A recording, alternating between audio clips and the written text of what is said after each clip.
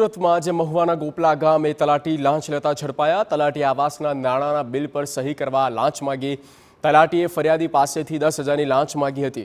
8,000ની લાંચ લેતા રંગે હાથ તલાટી ઝડપાયા। તલાટી કેયુર ગરાસિયાને એસીબીએ ઝડપી પાડ્યા છે। કેયુર ઝડપાયો છે।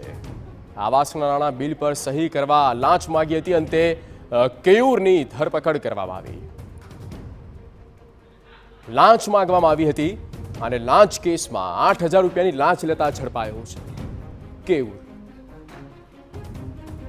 કેયુરને એસીબીએ ઝડપી પાડ્યા છે। તલાટી છે કેયુર ગરાસિયા, જેઓને એસીબીએ ઝડપી પાડ્યા છે। લાંચ કેસમાં તેમની ધરપકડ કરવામાં આવી છે। તો કેયુરની ધરપકડ થઈ છે। ગોપલા ગામનો બનાવ। 8,000 રૂપિયાની લાંચ માંગવામાં આવી હતી। 8,000 રૂપિયાની લાંચમાં કેયુરની ધરપકડ થઈ છે। કેયુર હાલ પોલીસ જાપ્તામાં છે, જેલના સળિયા પાછળ છે।